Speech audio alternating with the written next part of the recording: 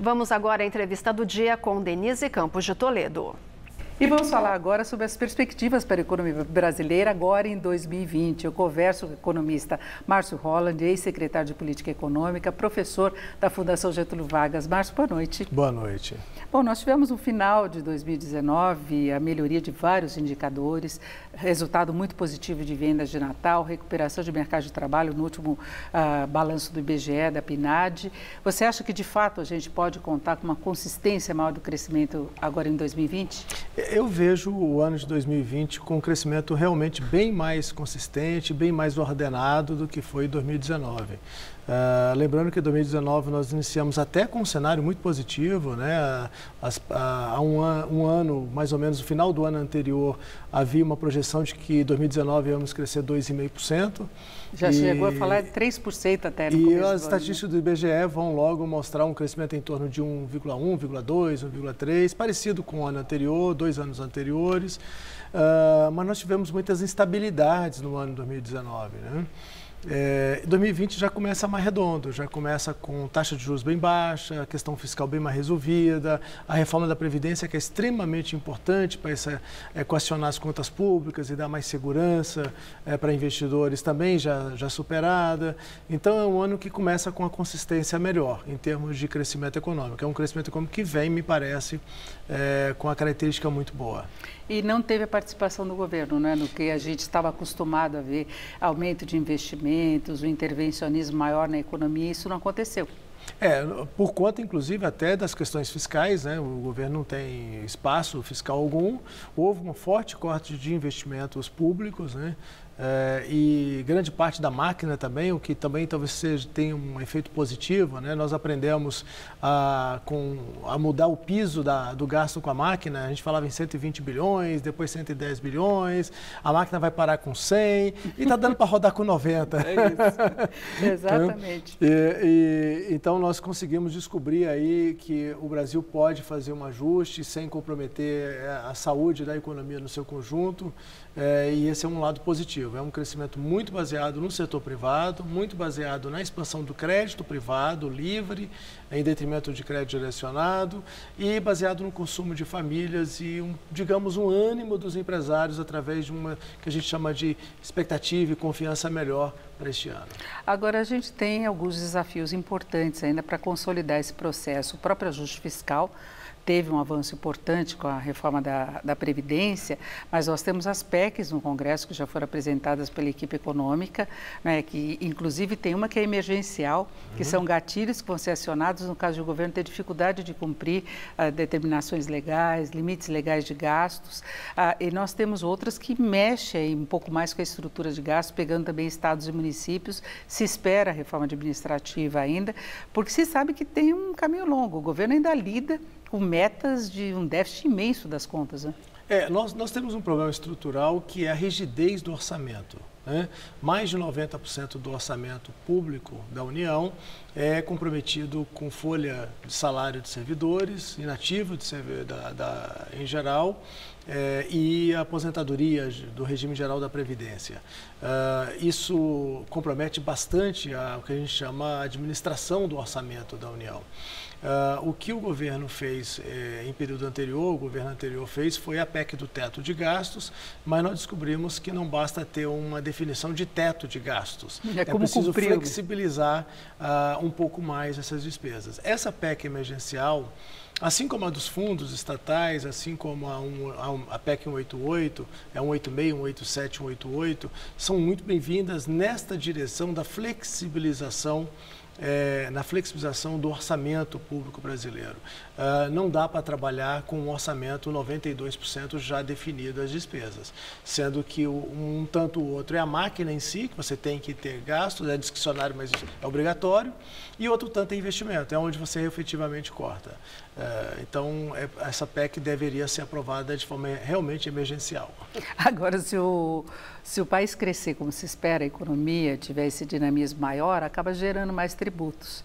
Isso cria uma situação um pouco mais confortável? Será que não tem o risco aí de se relaxar nesse aperto que se espera que aconteça? Então, já tem muitos estudos mostrando que o que a gente chama de elasticidade de arrecadação do crescimento não é lá mais essas coisas. Há um tempo atrás a gente achava que era em torno de 1,5%, ou seja, para cada 1% de crescimento real, teria 1,5% de crescimento real de arrecadação. Como a indústria está encolhendo, ela é a principal fonte arrecadadora, você tem mudança estrutural na economia em geral, com muitos serviços, e inclusive com muitos serviços informais, muitos aplicativos, uma economia digital, isso já não é tão mais relevante. Então, eu creio que não vai gerar uma euforia ou o que a gente poderia chamar de uma ilusão, né? De recursos, que seria você ter um pouco de crescimento e vem muita arrecadação. De qualquer forma, o desafio fiscal brasileiro é muito grande ainda para o médio prazo. Nós ainda estamos brigando com a dívida pública em torno de 78%, 79% do PIB, indo para 77%, 76%, o que é muito alto perante padrões internacionais. O resultado primário ainda persiste negativo, que é a diferença entre o governo arrecada e gasta. Os compromissos e os encargos financeiros da dívida ainda é muito alto, ou seja, o Brasil ainda tem aí uns pares de anos para fazer de deveres de casa na questão fiscal. E a reforma tributária? Você falou dessa questão de impostos, nós temos as propostas já apresentadas no Congresso, o governo lançando algumas ideias, mas nada de muito concreto ainda, a gente sabe mais ou menos o que eles esperam. E com muita frequência eles falam naquele imposto sobre transações financeiras, tentando desvincular com a antiga CPMF, mas primeiro era para justificar a possibilidade de se reduzir os encargos sobre a folha, para estimular a geração de emprego. E agora tem essa questão da economia digital, que você falou que corre meio à margem da tributação tradicional. Então, o governo sabe que ele perde arrecadação por essas mudanças que nós temos no dinamismo da economia, novos empregos e tal. Você acha que o Brasil está preparado, por exemplo, para este ano nós temos uma reforma tributária? Olha, nós tivemos uma última movimentação no final do ano passado muito interessante. Houve a formação da chamada comissão mista entre o Senado e a Câmara, com a participação do governo e um acerto de que o governo iria contribuir com ideias para a reforma.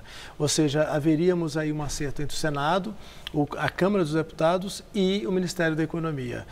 Isso foi muito bem visto, porque tirou aquela ideia do protagonismo protagonismo do Senado com a PEC 110, através das ideias do Raul, da PEC do 45 na Câmara, a partir da iniciativa do Baleia Rossi e daquilo que poderia se chamar reforma tributária do governo. Imagina 3 PECs de reforma tributária, não teríamos nada. Então, o que nós vamos ter, muito provavelmente, essa comissão deve trabalhar agora nesse mês de janeiro e provavelmente nós vamos ter uma convergência que me parece que está indo para aquilo que a gente vem discutindo aqui no seu programa, que é você ter uma reforma de PIS/COFINS, você ter alguma iniciativa em imposto de renda para pessoa jurídica, talvez para pessoa física e um pouco de ICMS já seria uma grande medida. Ou seja, e esse imposto sobre transações financeiras, você acha que seria viável, tendo como objetivo essa taxação, apesar que eles gostam da ideia, inclusive nós tivemos a saída do secretário Marco Sintra, porque ele defendia de fato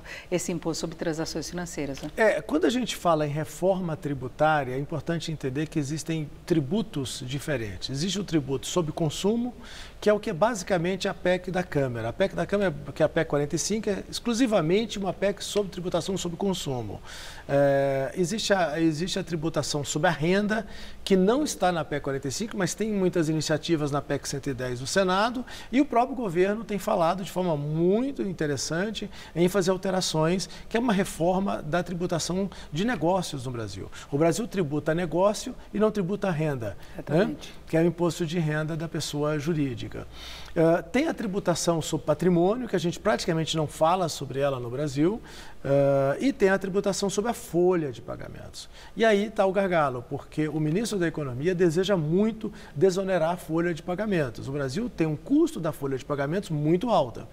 Todo mundo sabe que para cada um salário que você paga, você tem que ter 2,5 salário, 2,2 salários de despesa. 33% do salário no Brasil é contribuição social. É o segundo maior percentual de contribuição social do planeta. Só perde para a Suíça, segundo os dados da OCDE. Então, de fato, você tem uma cunha fiscal na folha. E a pergunta passa a ser, o que fazer para reduzir essa cunha fiscal ou esse peso do tributo na folha de salários? Teria que substituir com alguma outra tributação. Com alguma outra coisa. O problema é que essa folha de salários, essa contribuição patronal, arrecada muito. Quase 300 bilhões de reais. Aonde você vai arrumar imposto para arrecadar 300 bilhões de reais? Aí começa a surgir a discussão. A velha CPMF, aquela de 0,38%, que foi extinta em dezembro de 2007, ela gerava hoje algo perto de, vamos chamar, 100, 110 bilhões de reais. Falta aí outros então, 200 bilhões. E era uma alíquota considerada alta. Muito alta, e é um alta. imposto muito ruim. Quando você fala no Nanotex, que o pessoal do Brasil 200 propõe, é uma microtributação sobre toda e qualquer movimentação financeira. A CPMF, ela incidia sobre 8 PIBs brasileiros. É meio estranho falar isso, alguém pode não entender isso, mas o PIB é um valor adicionado. Só que para ter um valor adicionado no ano, que é em torno de 7 trilhões de reais, você tem muita movimentação financeira. Cobrava em todas elas. Em várias elas. Isso dava uma média de 8 PIBs para gerar a base de incidência da CPMF. Quando você fala do microtax, a gente estima algo perto de 100 vezes o PIB. Então, como você aumenta muito a base de incidência, provavelmente a alíquota pode ser muito pequena. Algo como 0,6, 0,06, 0,07. Mas a ver, precisa estudar, precisa fazer conta, e isso ainda não está pronto. E tem uma resistência política muito grande em relação a isso? Tem uma resistência política muito grande. E tem a questão também, outro desafio é aumentar os investimentos no país, não é? Porque nós tivemos no ano passado, mesmo com a melhoria de confiança em geral, o fluxo de investimentos para o Brasil não foi dos melhores, né? Ele não confirmou as expectativas, nós tivemos um saldo relativamente negativo. Agora, o nível geral de investimentos, mesmo que você pegue uma certa recuperação que houve nos últimos meses do ano, em termos de percentual do PIB, é muito baixo. Essa é uma anomalia brasileira e não é de hoje. Essa é uma anomalia brasileira e não é de hoje, né? O que a gente chama de formação bruta de capital fixo no PIB ou a taxa de investimento no Brasil, ela briga entre, vamos chamar assim, historicamente, entre 15%, 16% e 18%, 19%. Já chegou a 20,1%, mas não 21%, 20,9%. Mas, infelizmente, ela é muito baixa para padrões internacionais, para padrões que o Brasil precisa ter de crescimento. O problema é que você não gera aumento de investimento no ambiente de negócios que a gente tem. A gente tem muita insegurança jurídica, né? O Brasil é um país que a gente desconhece o passado, né? O passado não é previsível, pode mudar. Nós temos um Supremo Tribunal Federal que altera regras, inclusive de decisões que eram tomadas pelo pleno passado, ainda na fase da nova Constituição de 88. Em outras esferas você também tem decisões contraditórias. Tem diversos agentes ou anuentes, né, seja IBAMA, IFAM, em geral, que perturbam o ambiente de negócios com revisões de licenças, licenciamentos. O Brasil não é fácil de lidar para fazer negócios, para fazer investimento de longo prazo. Some-se a isso o fato de que a gente não tem uma aptidão boa para fazer investimento em inovação no Brasil. Os nossos investimentos em P&D são muito baixos, até porque o nosso nível educacional também é muito baixo. Então, o Brasil é um país que tem essa anomalia, um problema praticamente estrutural. Para resolver isso, nós vamos precisar fazer muita coisa ainda. Uma dessas questões importantes é uma reforma educacional mais profunda no país. Mudar a estrutura de incentivo de inovação e, obviamente, melhorar esse ambiente de negócios. O Brasil precisa aumentar a produtividade a partir disso tudo para a economia caminhar melhor. Aí vem a produtividade. A indústria 4.0, a indústria vai tentando sobreviver, garantir números melhores, mas ela precisa pular etapas, na verdade, para ser efetivamente competitiva, né? Exatamente, exatamente. Infelizmente, esse é um problema muito estrutural do Brasil, a gente vai ficando sempre para trás. Nós estamos hoje em plena onda da chamada indústria 4.0, que é essa fusão entre o mundo físico, biológico e digital, que produz a internet das coisas, machine learning, deep learning, internet, né, das coisas, inteligência artificial, impressora 3D, robótica, automação. Tem que investir muito em pesquisa também, Isso, né? Tudo precisa de capital humano de excelência. Não basta você ir lá e colocar um sensor, você tem que ter alguém que prepara um sistema de processamento de dados sofisticados, uma inteligência artificial, uma programação. E, infelizmente, o Brasil é um país que tem pouco data cientista ou pouca gente envolvida nesse processo. Bom, então a gente pode esperar mais crescimento este ano, com uma melhoria, agora tem esse longo caminho a ser traçado, né? O Brasil é um desafio, né? O que é bom, fica como lição para o ano positiva, nós vamos ter um crescimento crescimento bem melhor esse ano, pelo menos em termos de qualidade, de tamanho. O Brasil gerou mais de 900 mil postos de trabalho formais no ano passado. Isso vai carregar um bom crescimento para esse ano. A massa de salário deve crescer, mas o dever de casa é longo, né? Ou seja, deve demorar bem mais do que só um ano. Tá certo. Eu conversei aqui com o Márcio Holland, que é economista e secretário de Política Econômica e professor da Fundação Getúlio Vargas. Márcio, muito obrigada. Um prazer. Excelente 2020 para você. Para vocês também. Excelente 2020 a todos. Uma boa noite.